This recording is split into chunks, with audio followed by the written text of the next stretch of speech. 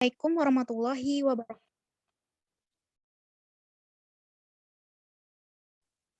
Baik, Waalaikumsalam warahmatullahi.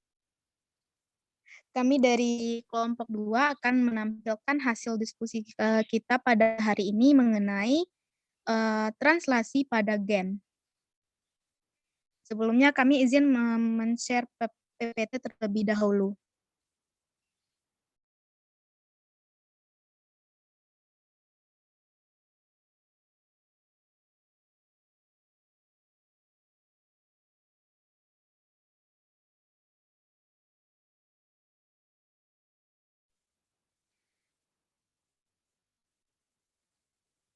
Nah, untuk diskusi kita pada hari ini itu tentang translasi pada gen. Adapun anggota dari kelompok 2 yang pertama ada Dila Afriyanti, yang kedua ada Dini Febrianisa, lalu ada saya sendiri, Fetty Hengki Karmelia, ada Mardiatus Solihah, Nur Humaira, dan Wilza Febriani. Nah, submateri yang kami bahas pada pertemuan kita hari ini yaitu tentang yang pertama itu pengertian translasi, yang kedua ada proses dan tahapan translasi, yang ketiga ada translasi pada prokariotik, dan yang keempat ada translasi pada eukariotik. Baiklah, untuk materi yang pertama akan dijelaskan oleh rekan saya, yaitu kepada Nur Humaira, disilakan.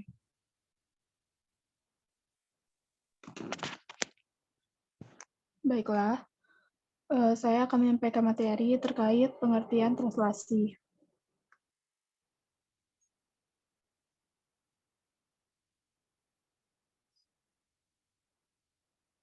Translasi merupakan proses penerjemahan urutan nukleotida yang ada pada molekul mRNA menjadi rangkaian asam-asam amino yang menyusun suatu polipeptida atau protein.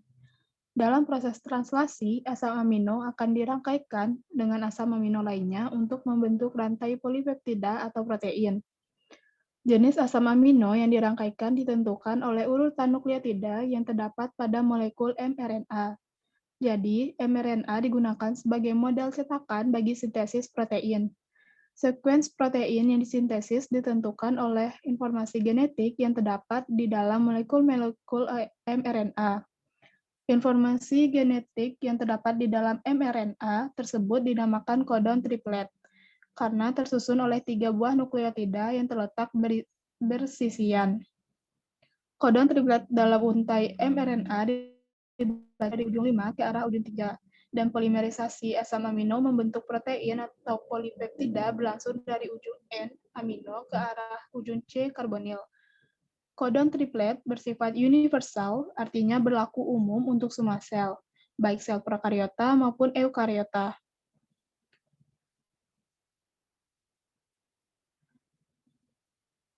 Sintesis protein di dalam sel memerlukan kerjasama dari 4 komponen yang membentuk kompleks translasi, yaitu ribosom yang mengkatalisis pembentukan ikatan peptida. Yang kedua protein-protein faktor translasi yang membentuk ribosom dalam setiap tahap proses translasi. Yang ketiga, mRNA yang membawa informasi genetik tentang protein yang disintesis. Dan yang keempat, aminoasil tRNA yang membawa asam-asam amino untuk membentuk untai polipeptida atau protein yang disintesis. Pada saat translasi, setiap asam amino akan dibawa ke ribosom oleh tRNA atau RNA transfer. Paling tidak ada satu macam tRNA untuk setiap asam amino. Beberapa asam amino bahkan memiliki lebih dari satu macam tRNA. Setiap tRNA memiliki sekuens khas yang disebut antikodon, yaitu sekuens yang merupakan komplemen dari sekuens kodon pada mRNA.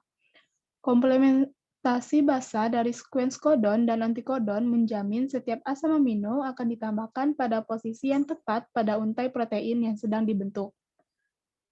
Sekian penyampaian materi dari saya kembalikan kepada moderator.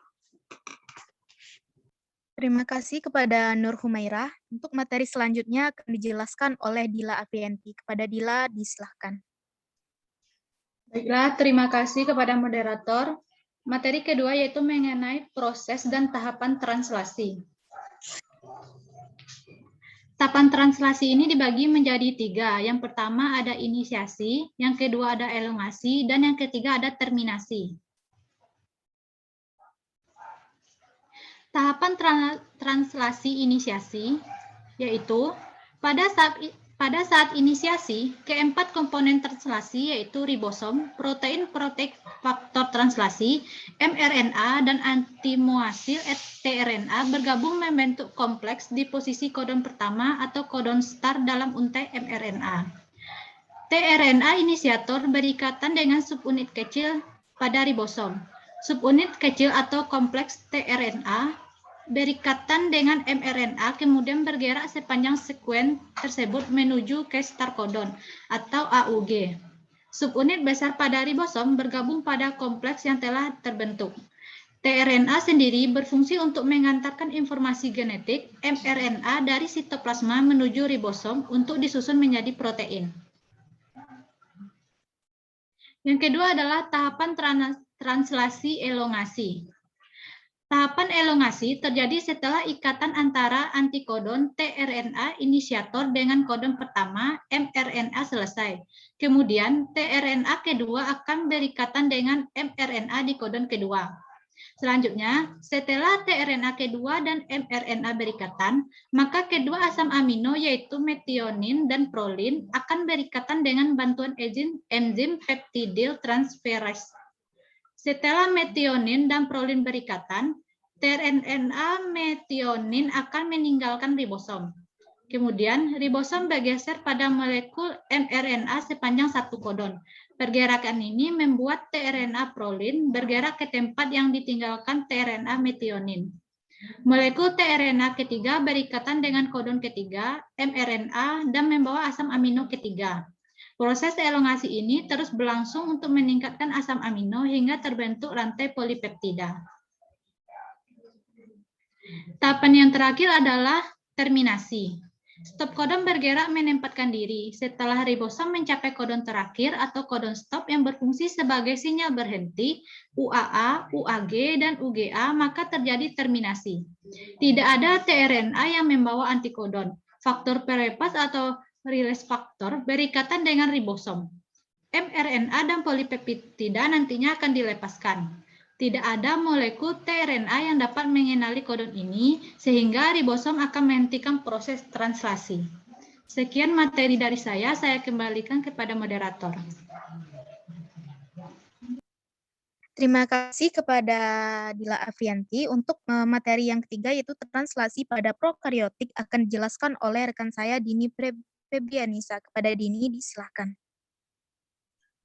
Terima kasih kepada moderator. Untuk selanjutnya yaitu tentang translasi pada prokariotik.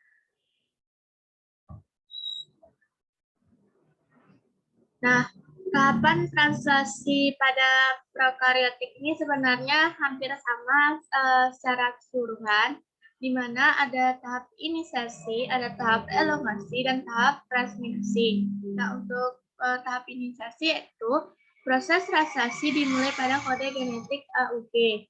Tahapan inisiasi melibatkan mRNA atau RNA messenger tRNA yang membawa asam amino pertama polipeptida dan dua unit ribosom.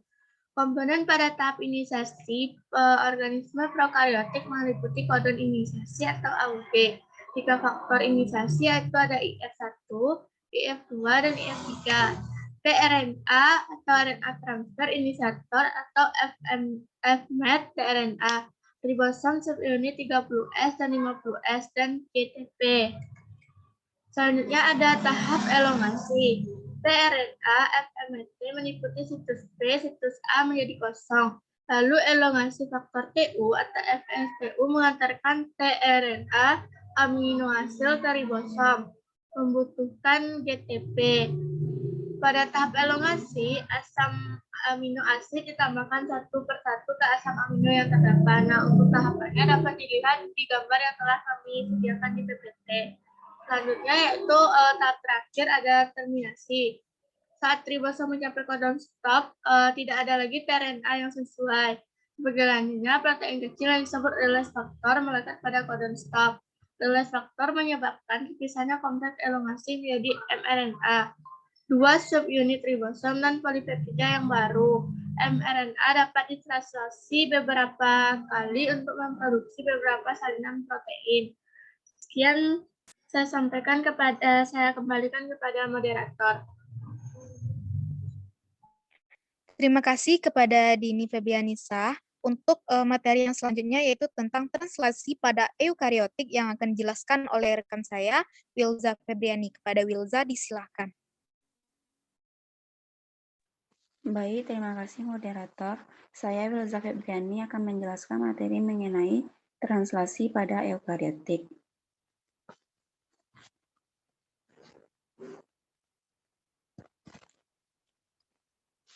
Tahapan translasi pada eukariotik yang pertama yaitu inisiasi. Faktor inisiasi menghantarkan subunit ribosom 40S dan met-tRNA ke posisi 5' methylate cap pada mRNA.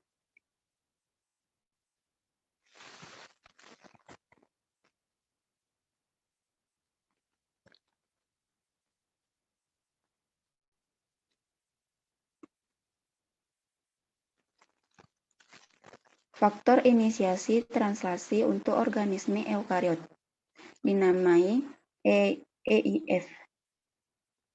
Komponen pada tahap inisiasi organisme eukariot adalah kodon inisiasi AUG, 5 faktor inisiasi yaitu EIF1, EIF2, EIF3, EIF4, EIF5.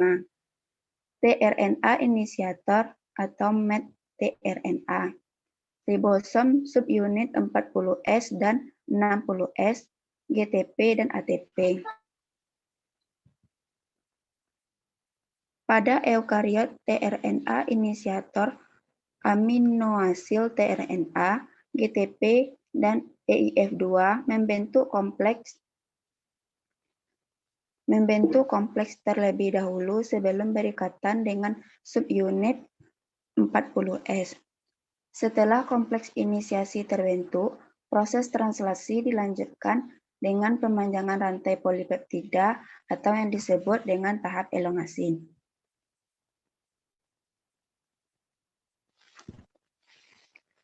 Selanjutnya yaitu tahap elongasi. Mekanisme elongasi pada organisme eukariotik mirip dengan mekanisme elongasi pada organisme prokariot.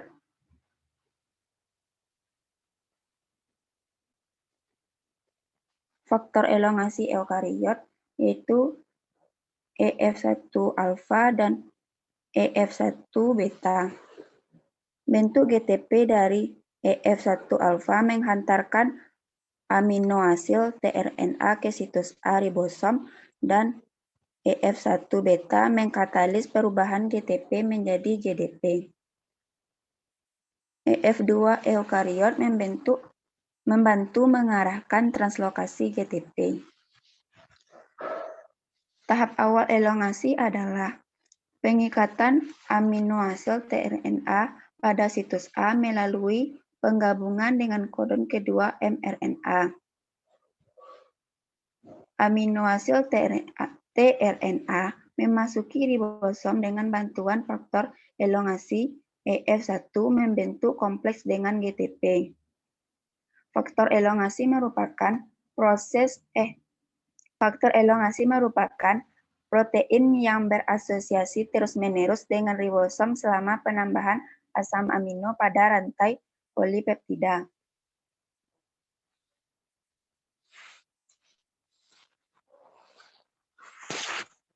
Next, Din. Nah, pada gambar yang ketiga terlihat bahwa di ribosom tempat tRNA pertama duduk disebut dengan situs P, dan di sebelahnya yaitu situs A.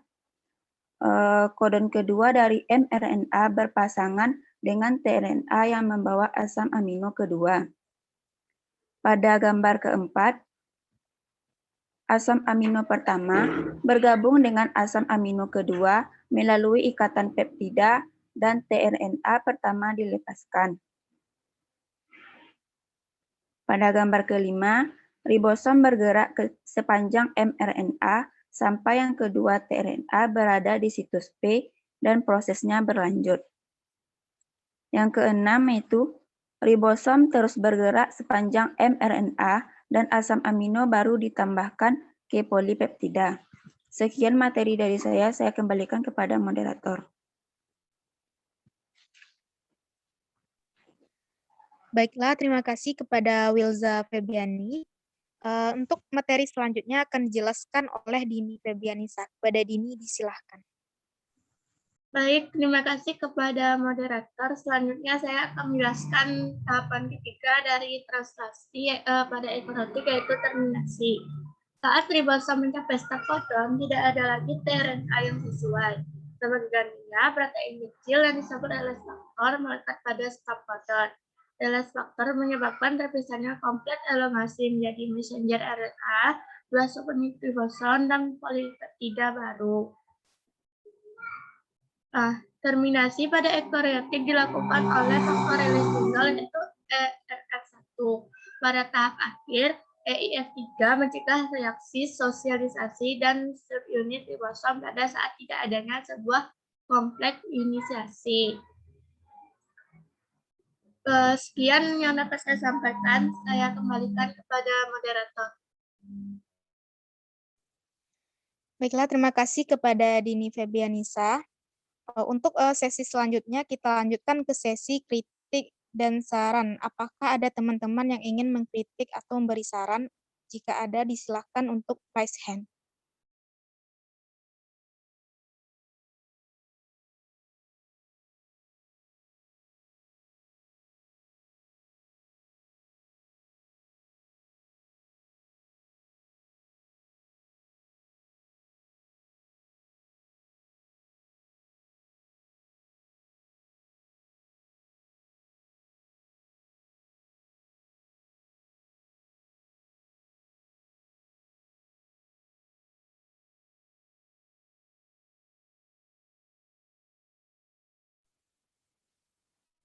Sepertinya tidak ada. Untuk sesi selanjutnya kita lanjutkan kepada sesi penambahan materi. Dari teman-teman yang ingin menambahkan materi, silakan raise hand.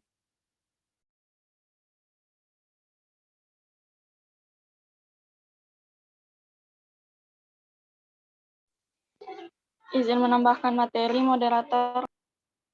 Kepada Putri Hafizo Ahmad, disilahkan.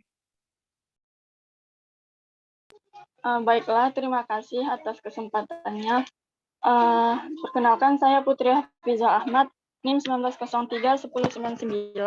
Di sini saya ingin sedikit menambahkan materi pada translasi prokariot. Nah, translasi pada prokariot ini terjadi sebelum transkripsi sepenuhnya dirampungkan, karena pada prokariot ini tidak terdapat membran inti, sehingga tidak ada yang memisahkan transkripsi dan translasi sebagaimana yang terjadi pada eukariot, sehingga translasi dapat segera dilakukan. Nah, translasi protein pada bakteri ini diinisiasi oleh formil metionil tRNA. Selanjutnya saya ingin sedikit menambahkan pada tahap elongasi translasi prokariot. Yaitu pada tahap elongasinya terjadi pengikatan EFTU ke tRNA amino asli. Di sini itu memiliki dua fungsi. Yang pertama untuk melindungi ikatan ester tRNA amino asli, dan yang kedua GTP pada EFTU hanya terhidrolisis saat terbentuk kompleks yang sesuai antara EFTU, tRNA amino asli, dan ribosom. Sekian penambahan materi dari saya kembalikan kepada moderator. Baiklah, terima kasih kepada Putri Hafizo Ahmad. Untuk selanjutnya akan ditambahkan oleh Sukriya Fatimah Nur. Pada Sukriya, disilakan.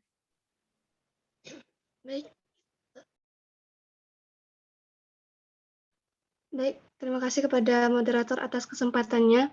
Perkenalkan, saya Sukriya Fatimah Nur, NIM 1903-1108. sedikit menambahkan mengenai materi translasi. Di mana tadi disebutkan adanya codon triplet. Nah, codon triplet ini merupakan informasi genetik yang terdapat di dalam mRNA yang terdiri dari 3 basa nitrogen.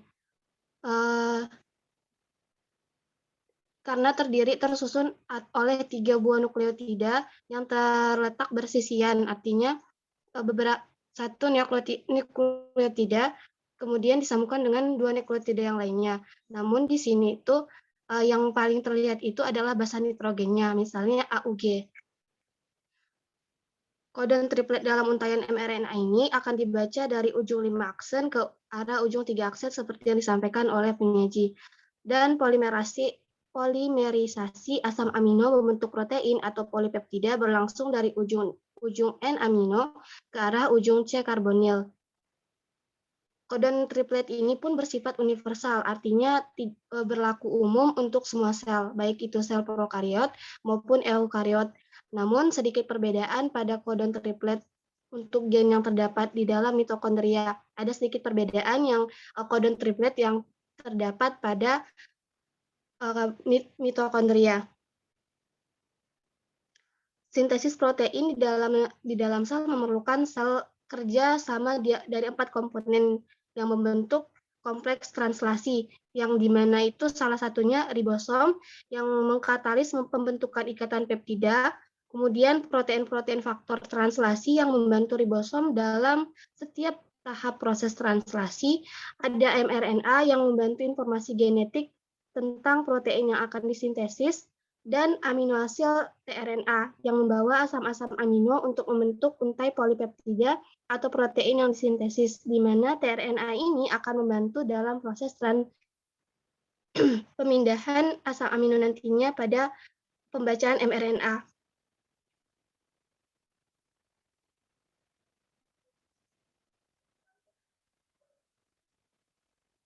Nah, pada tahap translasi ini hanya mRNA yang digunakan, sedangkan rRNA dan tRNA tidak ditranslasi namun ikut membantu proses translasi terjadi.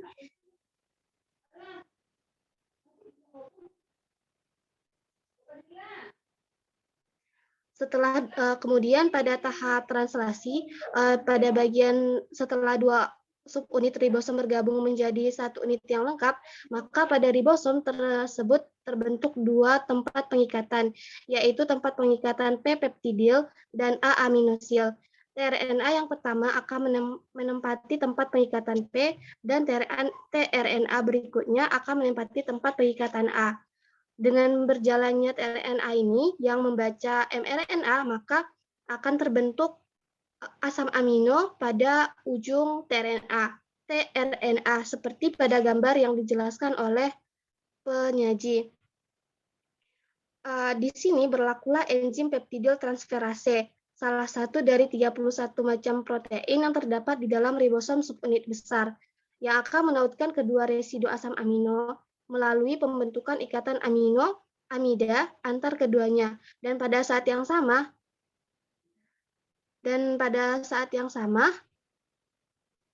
terjadi pemutusan ikatan antara asam amino dengan tRNA yang membawanya. tRNA yang berikatan tadi akan terikat dengan oligopeptida secara otomatis dan berada di lokasi pengikatan P selanjutnya. Begitu seterusnya hingga tRNA yang baru membawa asam amino menempati tempat pengikatan A atau aminosil. Dan kemudian oligopeptida yang sudah terbentuk terlepas dari tRNA yang berada di tempat pengikatan B dan berpindah serta membentuk ikatan peptida dengan asam amino yang baru kembali sampai ditemukannya pembaca terminasi atau penghentian pembacaan. Mungkin itu yang bisa Sukri tambahkan. Dikembalikan kepada moderator. Terima kasih. Baik, terima kasih kepada Sukriya yang telah menambahkan materi. Selanjutnya yaitu penambahan materi dari Mutia Pramadani. Pada Mutia disilahkan.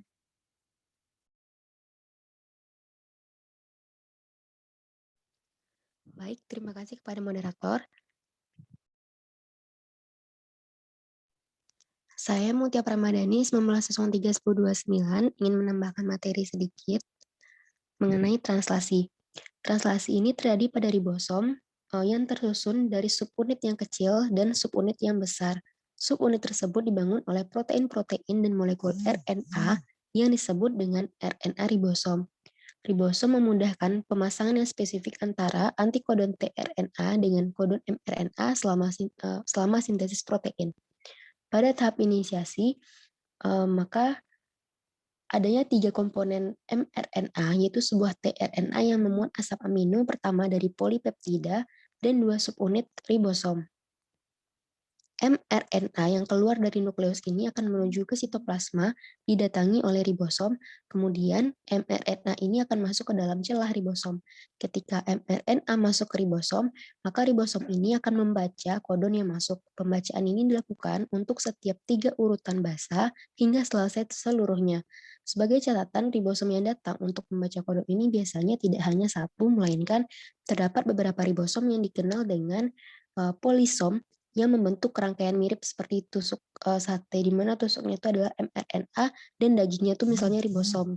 Dengan demikian, proses pembacaan kodon ini dapat berlangsung secara berurutan. Ketika kodon satu terbaca ribosom, misalnya kodonnya AUG, maka tRNA yang membaca antikodonnya itu UAC dan asam amino metionin datang, lalu tRNA masuk ke celah ribosom.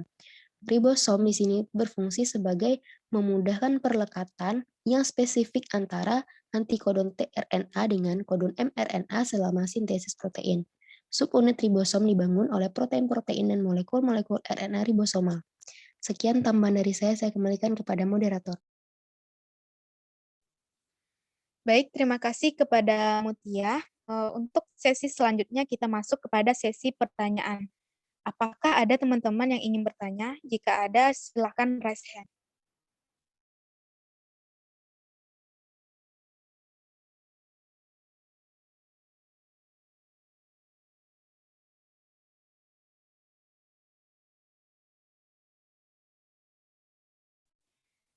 Baiklah, yang pertama ada Vina Safitri. Kepada Vina, disilahkan. Baik, terima kasih kepada moderator yang memberikan saya kesempatan. Perkenalkan, saya Vina Safitri dengan NIM 19031048. Di sini saya ingin bertanya mengenai apakah yang membedakan tahapan translasi pada prokaryotik dengan eukaryotik. Sekian pertanyaan dari saya kembalikan kepada moderator. Terima kasih kepada Vina. Jangan lupa tulis kembali pertanyaannya di kolom chat ya, Vina. Untuk yang kedua ada Mutia Pramadani. Kepada Mutia, disilahkan.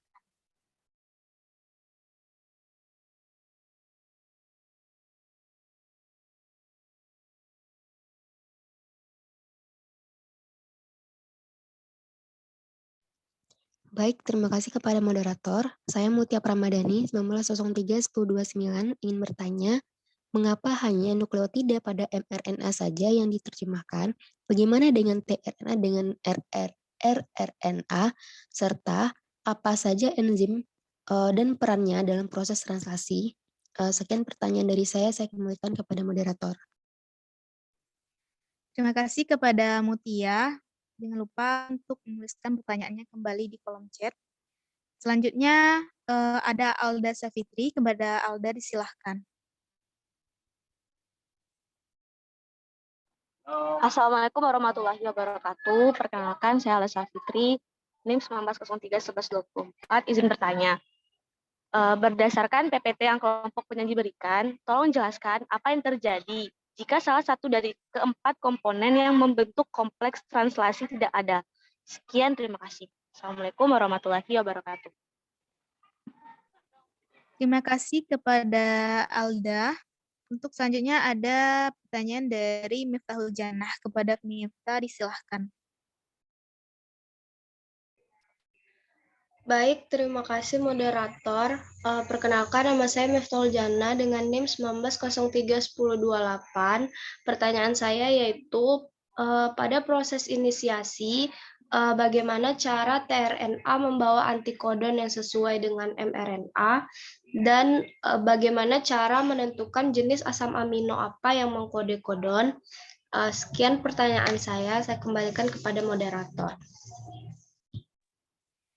Terima kasih kepada Miftah. Apakah masih ada teman-teman yang ingin bertanya? Jika ada, silakan raise hand.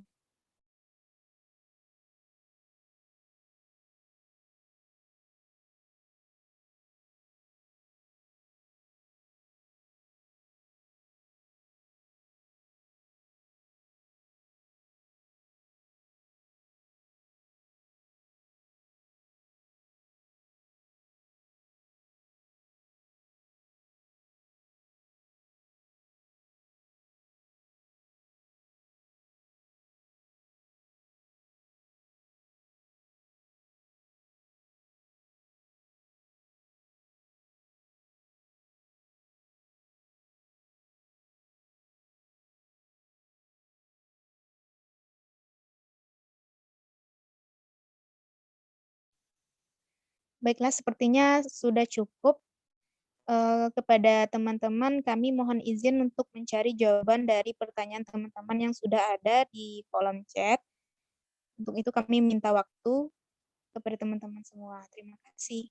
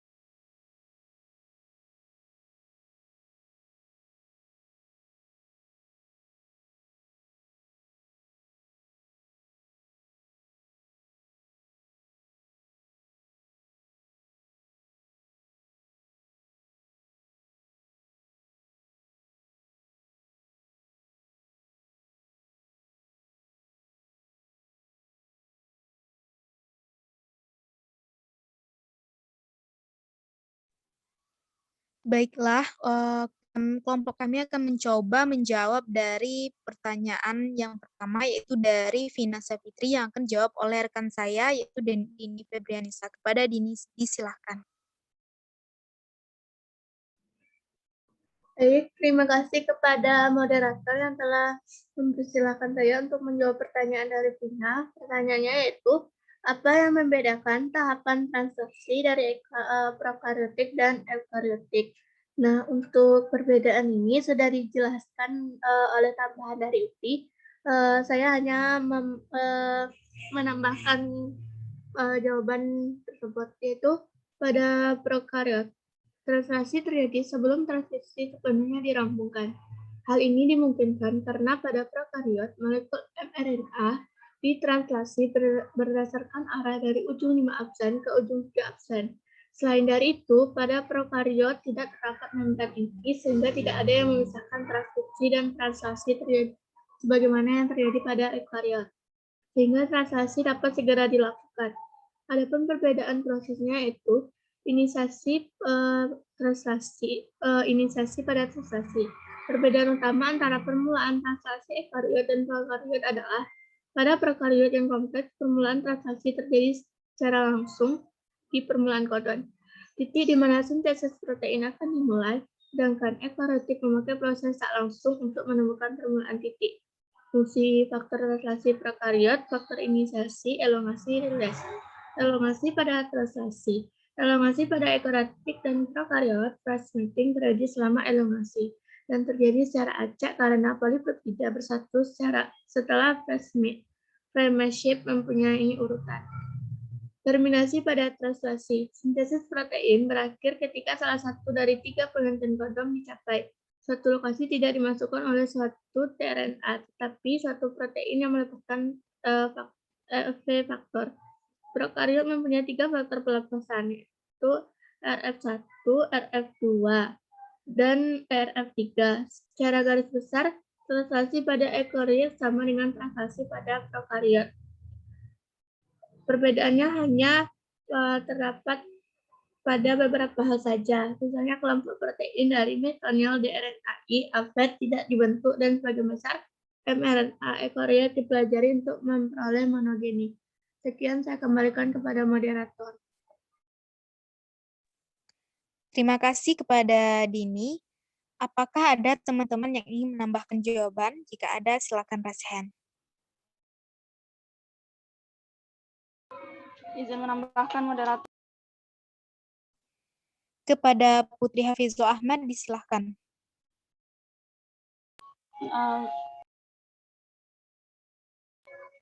Baiklah, terima kasih kepada moderator atas waktunya.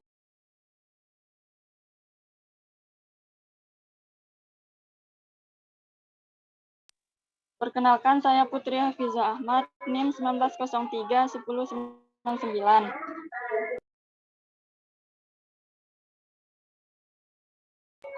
Di sini saya ingin sedikit menambahkan,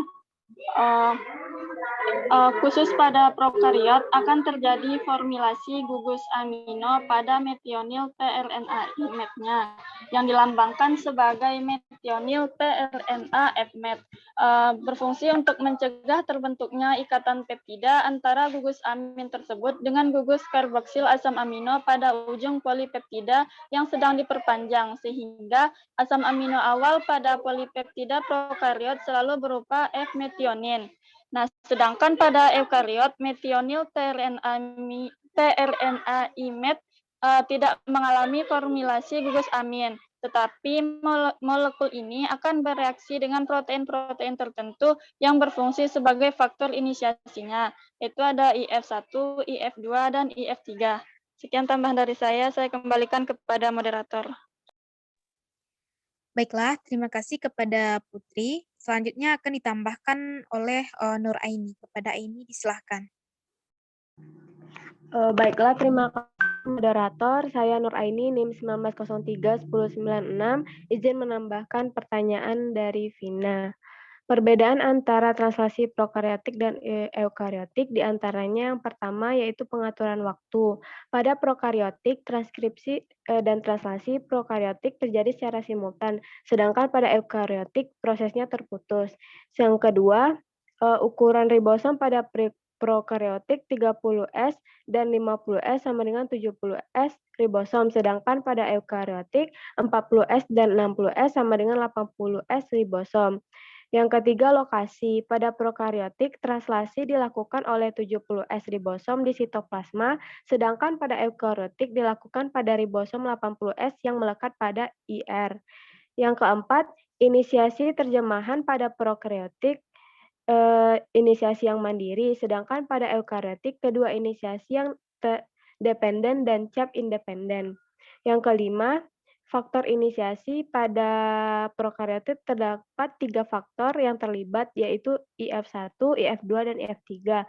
Sedangkan pada eukariotik terdapat 9 faktor, yaitu ELF1, 2, 3, 4A, 4B, 4C, 4D, 5, dan 6. Nah, yang keenam, asam amino pertama pada prokariotik adalah niformylmetionin atau asam amino yang ditambahkan ke rantai polipeptida. Sedangkan pada eukariotik metionin adalah asam amino pertama yang ditambahkan ke rantai polipeptida. Yang ketujuh, faktor pemanjangan. Pada prokariotik terdapat 2 faktor perpanjangan terlibat, yaitu EFG dan EFTU, sedangkan pada eukariotik terdapat 2 faktor perpanjangan terlibat, yaitu EF1 dan EF2. Yang kedelapan, faktor terminasi. Pada prokariotik terdapat 2 faktor yang terlibat, yaitu RF1 untuk UAG dan UAA, dan RF2 untuk AA dan UGA. Sedangkan pada eukariotik, faktor pelepasan tunggal dilibatkan oleh ERF1. Sekian tambahan dari saya kembalikan kepada moderator. Terima kasih kepada Nur Aini. Dikembalikan kepada Vina Savitri, apakah sudah paham atas jawaban dari kelompok kami serta dengan tambahan dari teman-teman? Baik, terima kasih kepada kelompok penyaji dan tambahan dari Nur Aini tadi.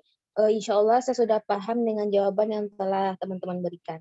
Sekian, saya kembalikan kepada moderator. Baiklah, terima kasih. Untuk pertanyaan yang kedua, yaitu dari Mutia Pramadani yang akan dijawab oleh Wilza Febriani. Pada Wilza, disilahkan. Baik, terima kasih moderator. Saya Wilza Febriani akan mencoba menjawab pertanyaan dari Mutia, yaitu pertanyaannya, mengapa hanya nukleotida pada mRNA saja yang diterjemahkan? Bagaimana dengan tRNA dan RNA? Apa saja enzim beserta perannya dalam proses translasi? Jawabannya yaitu karena molekul RNA adalah salah satu molekul penyusun ribosom, yakni organel tempat terjadi proses sintesis protein. Molekul tRNA adalah pembawa asam-asam amino yang akan disambungkan menjadi rantai polipeptida. Sedangkan mRNA merupakan transkrip atau salinan urutan DNA yang menyusun suatu gen dalam bentuk ORF atau kerangka baca terbuka. Translasi adalah penerjemahan kode genetik RNA menjadi urutan asam amino. Pada tahap ini, akan disintesis polipeptida menggunakan kode genetik dari mRNA di dalam ribosom oleh tRNA dengan bantuan enzim sintetase tRNA aminoasil, atau disebut juga dengan tRNA ligase, yaitu enzim yang menempelkan asam amino yang sesuai ke tRNA-nya. Oleh karena itu, aminoasil tRNA memainkan peran penting dalam terjemahan RNA, ekspresi gen untuk membuat protein. Proses translasi berupa penerjemahan kodon atau urutan nukleotida yang terdiri atas 3 nukleotida berurutan yang menyandi suatu asam amino tertentu. Kodon pada mRNA akan berpasangan dengan antikodon yang ada pada tRNA. Setiap tRNA mempunyai antikodon yang spesifik. 3 nukleotida di antikodon tRNA saling berpasangan dengan 3 nukleotida dalam kodon mRNA menyandi asam amino tertentu. Proses translasi dirangkum dalam 3 tahap, yaitu inisiasi, elongasi atau pemanjangan, dan terminasi atau penyelesaian. Translasi pada mRNA dimulai pada kodon pertama atau kodon inisiasi translasi berupa ATG pada DNA atau AUG pada RNA. Penerjemahan terjadi dari urutan basa molekul yang juga menyusun kodon-kodon setiap 3 urutan basa mRNA ke dalam urutan asam amino polipeptida. Banyak asam amino yang dapat disandikan oleh lebih dari satu kodon. Tempat-tempat translasi ini ialah ribosom, partikel kompleks yang memfasilitasi perangkaian secara teratur asam amino menjadi rantai polipeptida. Sekian jawaban dari saya kembalikan kepada moderator. Terima kasih kepada Wilza Febiani. Apakah ada dari teman-teman yang ingin menambahkan jawaban dari pertanyaan Mutia? Jika ada, disilakan untuk raise hand.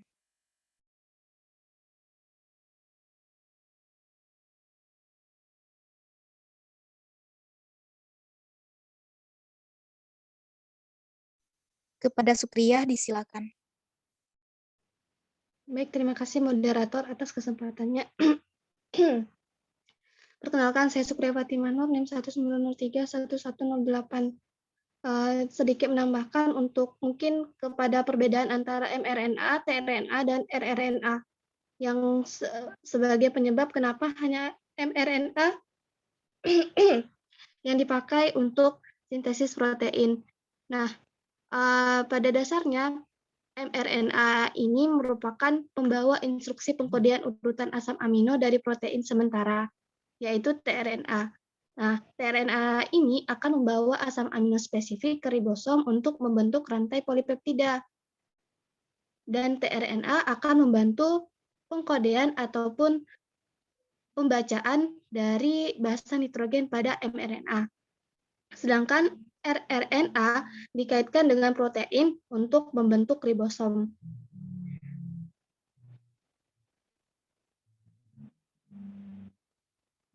Mungkin itu yang bisa Sukri tambahkan sedikit, dikembalikan kepada moderator. Terima kasih. Terima kasih kembali kepada Sukriyah. Apakah masih ada teman-teman yang ingin menambahkan jawaban?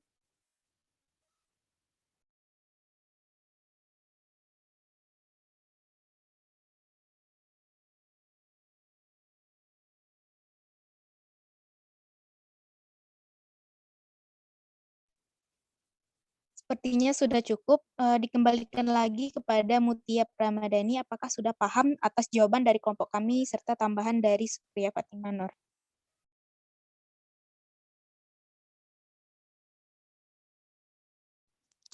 Baiklah, terima kasih kepada kelompok penyaji dan temannya sudah menambahkan. Insya Allah saya sudah paham. Terima kasih. Baiklah, untuk pertanyaan selanjutnya dari Alda Safitri yang akan dijawab oleh rekan saya, yaitu Dila Afrianti. Pada Dila, disilakan. Baiklah, terima kasih moderator. Untuk pertanyaan Alda akan saya coba jawab. Jika salah satu kode dari keempat komponen yang membentuk kompleks translasi tidak ada, maka proses translasi akan terganggu.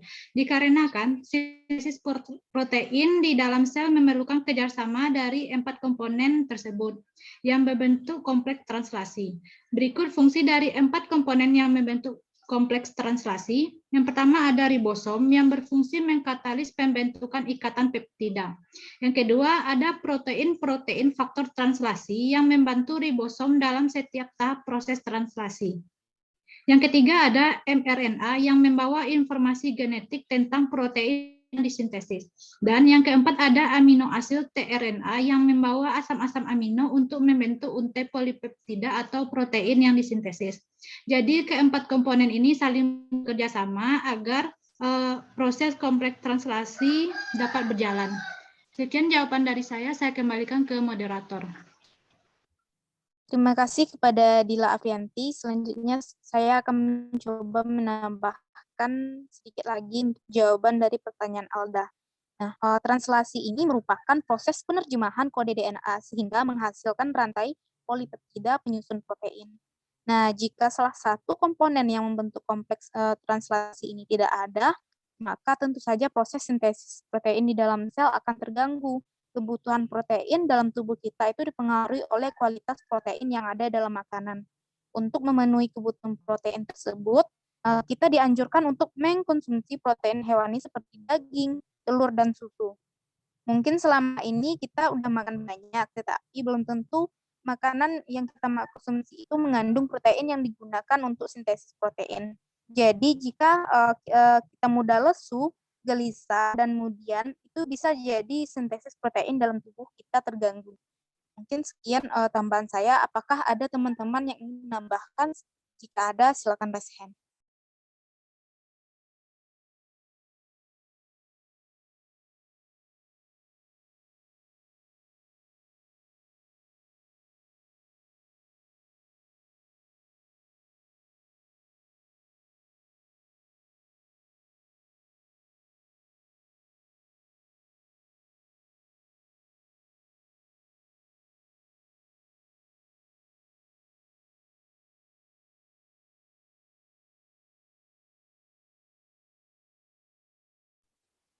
Sepertinya tidak ada. Kita lanjutkan kepada pertanyaan yang terakhir, yaitu dari Miftahul Jannah yang akan dijawab oleh Dila Afrianti. Pada Dila, disilakan. Baiklah, terima kasih moderator. Saya akan menjawab pertanyaan dari Miftahul Jannah, di mana pertanyaannya itu, pada proses inisiasi, bagaimana cara tRNA membawa antikodon yang sesuai dengan mRNA? Dan bagaimana cara menentukan jenis asam amino apa yang mengkode kodon? Caranya yaitu setiap tRNA membawa satu jenis asam amino sesuai dengan 3 urutan nukleotida atau triplet yang disebut dengan antikodon yang berada pada simpul antikodon tRNA. Antikodon mengikatkan diri secara komplementer pada kodon di mRNA, sehingga asam amino yang dibawa oleh tRNA sesuai dengan kodon yang ada pada mRNA. Pesan genetik ditranslasi kodon demi kodon dengan cara tRNA membawa asam-asam amino sesuai antikodon yang komplementer dengan kodon, dan ribosom menyambungkan asam-asam amino tersebut menjadi suatu rantai polipeptida. Ribosom menambahkan setiap asam amino yang dibawa oleh tRNA ke ujung rantai polipeptida yang sedang tumbuh. Kodon adalah deret nukleotida pada mRNA yang terdiri atas kombinasi 3 nukleotida berurutan yang menjadi suatu asam amino tertentu, sehingga disebut sebagai kodon triplet. Asam amino yang disandikan misalnya metionin oleh urutan nukleotida ATG atau AUG pada RNA. Banyak asam amino yang disandikan oleh lebih dari satu jenis kodon. Kodon pada molekul mRNA dapat menyandi asam-asam amino dengan bantuan interpretasi kodon oleh tRNA. Jadi cara tRNA membawa antikodon yang sesuai dengan RNA yaitu dengan cara tRNA membawa satu jenis asam amino yang sesuai dengan 3 urutan nukleotida atau triplet yang disebut dengan antikodon. Antikodon mengikat diri secara komplementer pada kodon di mRNA sehingga asam amino yang dibawa oleh tRNA sesuai dengan kodon di mRNA. Sedangkan cara menentukan jenis asam amino yang mengkode kodon yaitu dengan cara membawa asam-asam amino sesuai antikodon yang komplementer dengan kodon. Jika tidak komplementer, maka jenis asam amino tersebut tidak mengkode kodon. Sekian jawaban dari saya kembalikan kepada moderator. Terima kasih kepada Dila Afrianti. Mohon maaf sebelumnya saya lupa menanyakan kepada Alda Safitri, apakah sudah paham atas jawaban dari kelompok kami serta tambahan dari teman-teman.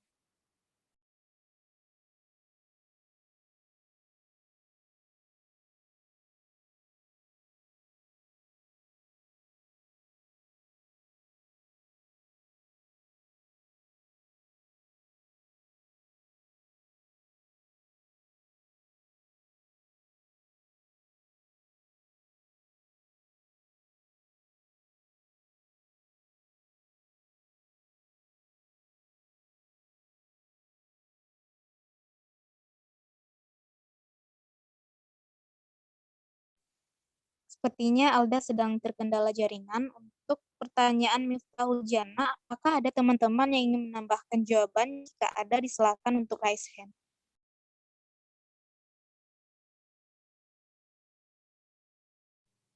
Kepada Asmaul Hairani, disilakan. Baik, apakah suara ini terdengar dengan jelas, moderator? Jelas, Rani? Ya, baik. Terima kasih kepada moderator yang telah mempersilahkan Rani. Di sini saya Asmaul Khairani dengan NIM 1903-1065 izin menambahkan sedikit terkait pertanyaan dari Miftahul ya. Di mana pertanyaannya itu pada proses inisiasi bagaimana cara tRNA membawa antikodon yang sesuai dengan mRNA. Dan bagaimana cara menentukan jenis asam amino apa yang mengkode kodon. Nah, di sini seperti yang tadi disampaikan oleh kelompok penyaji tadi ya, bahwasanya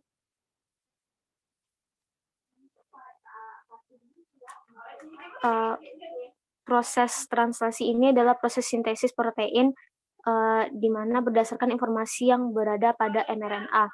Nah, mRNA yang ditranslasi harus terikat pada ribosom dan pada organisme prokariot itu pada ujung 5 aksennya terdapat suatu urutan yang mengenali ribosom.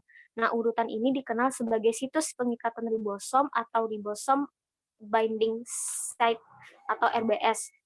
Proses translasi ini selanjutnya yaitu setiap deretan 3 basa pada mRNA mengkode satu asam amino spesifik yang disebut dengan kodon, seperti yang telah dijelaskan oleh kelompok penyaji tadi. Nah, beberapa kodon ini mempunyai fungsi khusus gitu. Untuk AUG itu merupakan kodon inisiasi yang merupakan awal suatu polipeptida. Di samping AUG juga mengkode metionin dalam polipeptida. Kodon UAA, UAG, dan UGA tidak mengkode asam amino dan merupakan kodon terminasi atau disebut juga dengan kodon stop. Nah, tadi AUG sebagai kodon startnya dan UAA, UAG, dan UGA adalah kodon stopnya. Dari sinilah proses translasi pada tahapan inisiasi itu. Dan kodon pertama pada gen menyediakan reading frame atau pola pembacaan, di mana reading frame ini tanpa stop kodon sebelum 50 kodon disebut open reading frame dan biasanya merupakan suatu gen. Nah, barangkali ini tambahan dari saya, dikembalikan kepada moderator. Baik, terima kasih kepada Rani. Penambahan jawaban selanjutnya akan ditambahkan oleh Anissa Kretulaini. Kepada Anissa, disilakan. Terima kasih moderator. Baiklah, saya Anissa Kretulaini dengan NIM 1903-1064 akan menambahkan jawaban dari pertanyaan Miftahul Jannah. Yang pertama ialah pada proses inisiasi bagaimana cara tRNA membawa antikodon yang sesuai dengan mRNA. Di sini saya akan menambahkan contohnya seperti yang dikatakan oleh penyaji dan Asmaul Khairani, bahwasanya molekul RNAT atau tRNA akan membawa salah satu atau membawa asam amino spesifik pada salah satu ujungnya yang sesuai dengan triplet nukleotida pada ujung RNAT yang disebut dengan antikodon. Misalnya seperti ini. Terdapat kodon RNAD yaitu UUUU yang ditranslasi sebagai asam amino fenilanin. RNAT pembawa fenilanin memiliki antikodon AAAA atau disebut dengan asparagin yang komplement terhadap UUU atau fenilanin. Agar terjadi reaksi penambahan transfer fenilanin pada rantai polipeptida sebelumnya. Selanjutnya mengenai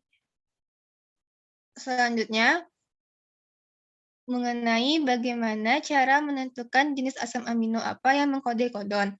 Seperti yang dikatakan oleh penyaji, salah satu asam aminonya ialah metionin. Dengan demikian, persyaratan inisiasi adalah kodon RNAD harus mengandung triplet AUG dan terdapat RNAT inisiator berisi antikodon UAC yang membawa metionin.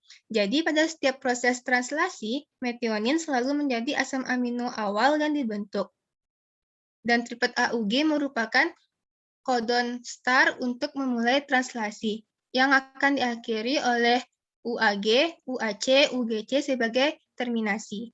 Sekian dari saya kembalikan kepada moderator. Baik, terima kasih kepada Anissa. Dengan berakhirnya pertanyaan tadi, maka berakhir pula diskusi kita pada pagi hari ini. Mengenai materi kita pada hari ini yaitu tentang translasi pada gen. Kami dari kelompok 2 mohon maaf atas kekurangan dan kesalahan dan terima kasih kepada teman-teman yang telah berpartisipasi aktif pada diskusi kita pada hari ini. Saya akhiri dengan Assalamualaikum warahmatullahi wabarakatuh. Waalaikumsalam. Waalaikumsalam warahmatullahi wabarakatuh.